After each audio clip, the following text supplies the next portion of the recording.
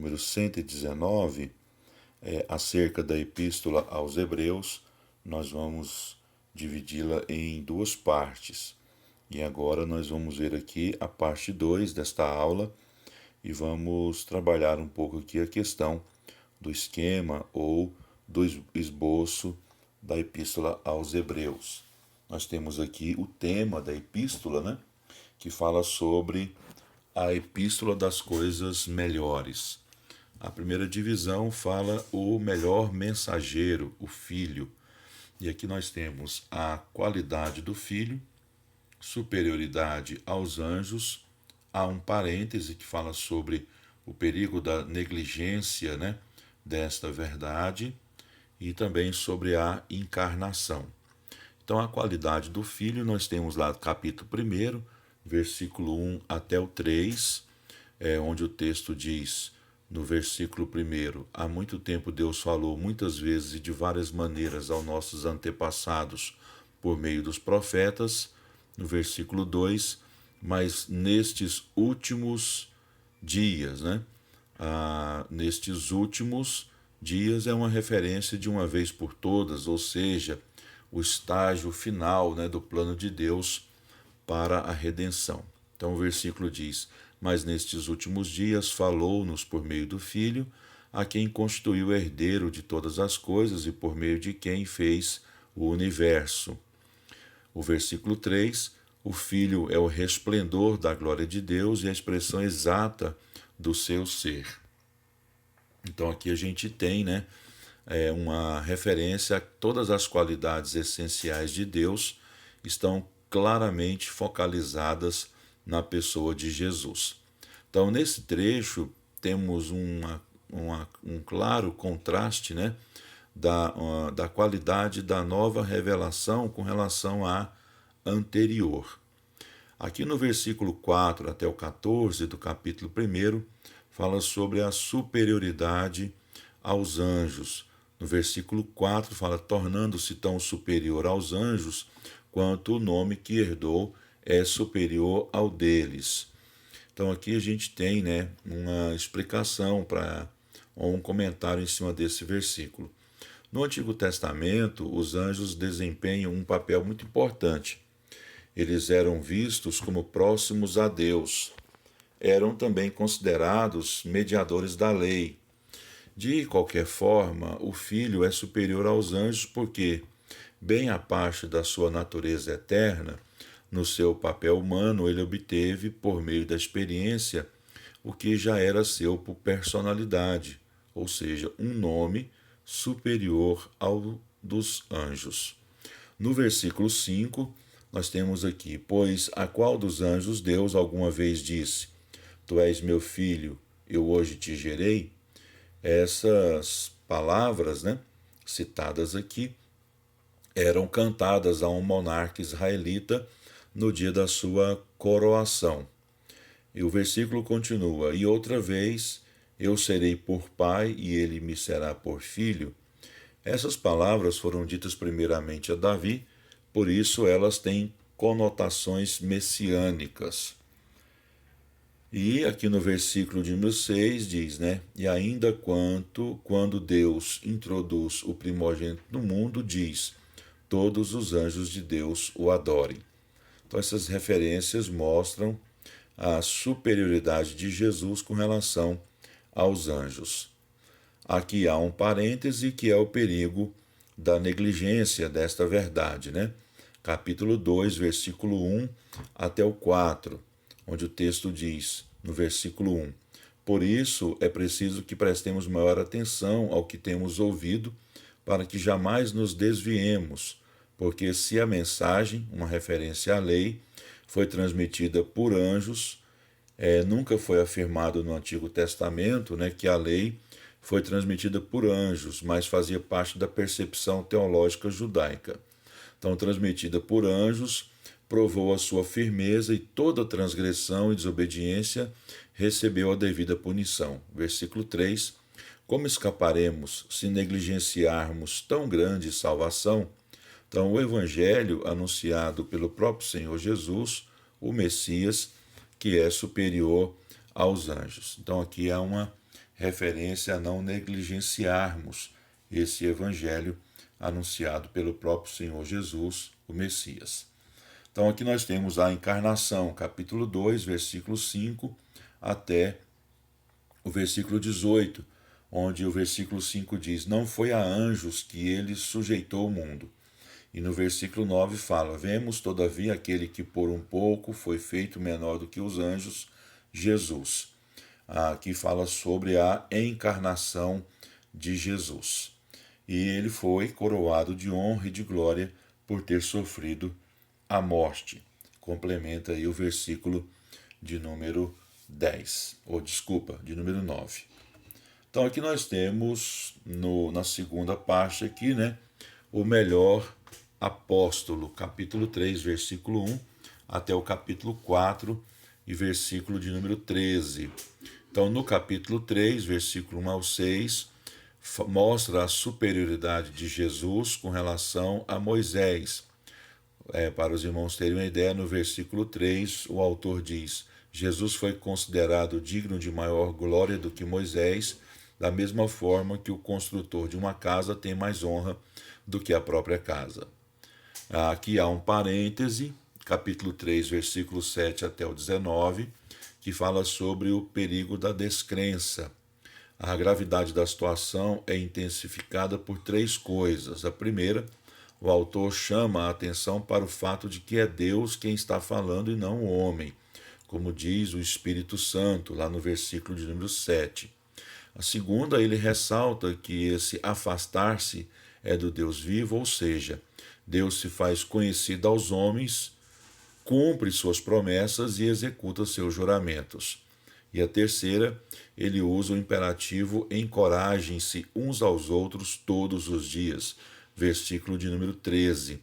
A expressão lá no versículo 13, engano do pecado, descreve o pecado como um sedutor e pode ser uma alusão à queda. Capítulo 4, versículo 1 até o 10, fala sobre a superioridade do seu repouso. O versículo 1 do capítulo 4 diz: Visto que nos foi deixada a promessa de entrarmos no descanso de Deus, que nenhum de vocês pense que falhou. Então aqui a gente tem uma explicação de que o verdadeiro descanso não é o sábado, aquele dia da semana, mas é estar em Deus através do verdadeiro descanso sabático, né, espiritual, que é a salvação proporcionada pela obra de Cristo, onde ele proporcionou-lhe a purificação dos pecados. Nós temos no capítulo 4, versículo 11 até o 13, mais um outro parêntese, que fala sobre o perigo da desobediência. Aqui nesses versículos, fala sobre a incredulidade, né, que muitas vezes escapa da observação dos homens, mas nunca escapa da observação de Deus, cuja palavra é viva e eficaz e mais afiada que qualquer espada de dois gumes, conforme está lá no versículo 12 do capítulo 4. Ela tem o poder de atingir o íntimo da nossa personalidade e de julgar os sentimentos e os pensamentos. É capaz de discernir o valor moral do homem. No versículo 13, a palavra é deixada para trás e aí estamos diante do próprio Deus. Estamos diante dos olhos daquele a quem prestaremos contas. Aqui na terceira divisão, nós temos aí, um melhor sacerdote. Há aqui uma comparação com Arão, capítulo 4, versículo 14 até o capítulo 5 e o versículo 4, onde o texto fala, temos um grande sacerdote. E a grandeza dele é medida pelo fato de que adentrou os céus à presença de Deus, assim como o sumo sacerdote do Antigo Testamento passava pelo véu ao Santíssimo, o lugar do serviço em favor dos homens, e pelos nomes atribuídos a ele aqui, Jesus, o Filho de Deus. Ele é tanto homem quanto Deus, tanto compassivo quanto poderoso. Portanto, apeguemo-nos com toda firmeza à fé que professamos, conforme está no versículo 14. Essa exortação está fundamentada no fato de que o nosso sumo sacerdote também foi tentado, mas permaneceu fiel até o fim. Aqui no capítulo 5, do versículo 1 até o 10, tem aí as qualificações do sacerdote. O sacerdote deve ser humano, escolhido dentre os homens, conforme o versículo 1, porque a função principal do sacerdote é representar os homens em questões relacionadas a Deus, e deve ser designado por Deus, conforme o versículo 4.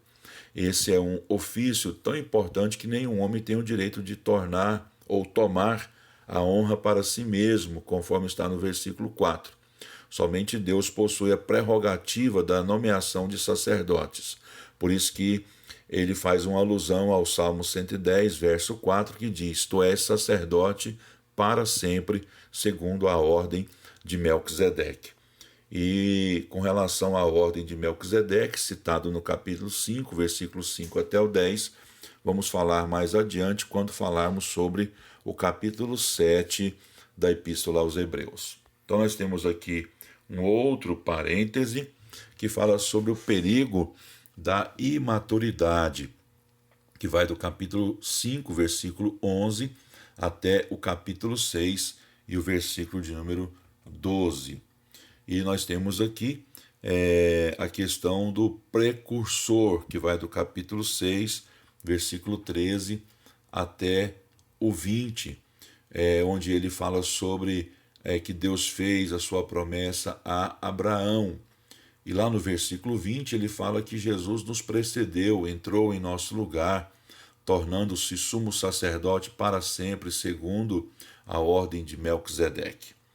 E aqui no capítulo 7, versículo 1 até o 17, ele fala sobre um sacerdócio ou um sacerdote vivo, onde ele fala sobre Melquisedeque, rei de Salém, sacerdote do Deus Altíssimo, que encontrou-se com Abraão e o abençoou. O versículo 6 diz: Este homem, porém, que não pertencia à linhagem de Levi, recebeu os dízimos de Abraão e abençoou aquele que tinha as promessas. Então ele continua falando e dizendo que Jesus é sacerdote não segundo a ordem levítica, mas segundo uma ordem que precede a ordem levítica, que é segundo a ordem de Melquisedeque, mesmo antes de existir a lei. E aqui no capítulo 7, versículo 18 até o 25, fala sobre constituído por juramento, aqui onde diz que foi o Senhor quem jurou, né, que faria de Jesus o seu sacerdote para sempre, conforme está aí no versículo de número 21. Nós temos aqui do capítulo 7, do 26 até o 28, uma relação com o sacrifício, onde o texto diz, né, de um sumo sacerdote como este que precisávamos, santo, inculpável, puro, separado dos pecadores, exaltado acima dos céus. Ao contrário dos outros sumos sacerdotes, ele não tem necessidade de oferecer sacrifícios dia após dia, primeiro por seus próprios pecados e depois pelos pecados do povo. E ele o fez uma vez por todas, quando a si mesmo se ofereceu. Aqui nós temos na quarta divisão, onde ele fala sobre um melhor concerto, o melhor pacto. Aqui fala sobre o estabelecimento do concerto, que vai do capítulo 8, versículo 1 até o 13, onde o autor, depois de citar a promessa da nova aliança profetizada por Jeremias, ele diz, né, chamando nova esta aliança, lá no versículo 13, ele tornou antiquada a primeira, ou seja, uma alusão à lei mosaica, e o que se torna antiquado e envelhecido está a ponto de desaparecer. Do capítulo 9, versículo 1 até o 10, ele fala sobre o conteúdo do antigo concerto, depois de citar o tabernáculo e seus objetos e também o serviço levítico, o autor diz no versículo 9, isso é uma ilustração para os nossos dias indicando que as ofertas e os sacrifícios oferecidos não podiam dar ao adorador uma consciência perfeitamente limpa. Eram apenas prescrições que tratavam de comida e bebida e de várias cerimônias de purificação com água. Essas ordenanças exteriores foram impostas até o tempo da nova ordem.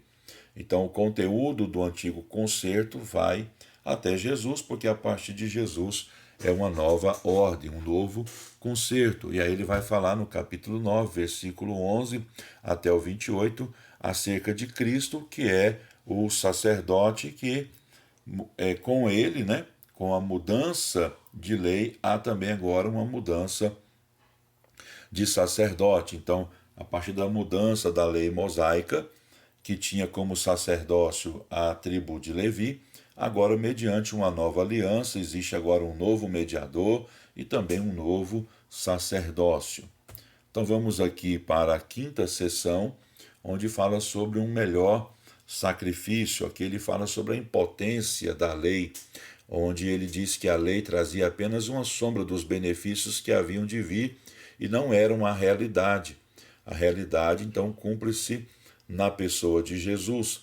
Então ele vai falar sobre a oferta de Cristo. Cristo veio ao mundo para oferecer-se como oferta, né? Para que através do seu sacrifício, essa nova ordem, essa nova aliança fosse estabelecida. Então há aqui um outro parêntese onde fala sobre o perigo da rejeição, né, desta nova aliança. Então nós temos aqui a sexta divisão que fala sobre um melhor caminho, que é a fé. Fala sobre a necessidade da fé, fala o que é fé lá no capítulo 11, cita exemplos da fé. Ele fala sobre o exercício da fé no capítulo 12, versículo 1 até o 17, e do versículo 18 até o 24 do capítulo 12 de Hebreus, ele fala sobre o objetivo da fé. E aqui também há um outro parêntese, que é o perigo da rejeição sobre esta fé na pessoa de Jesus. Nós temos aqui, né, a conclusão na sétima sessão, que é a prática da fé nas relações sociais, nas relações espirituais e nas saudações pessoais. Então, que Deus abençoe. A aula de hoje foi um pouco mais extensa do que o normal, né?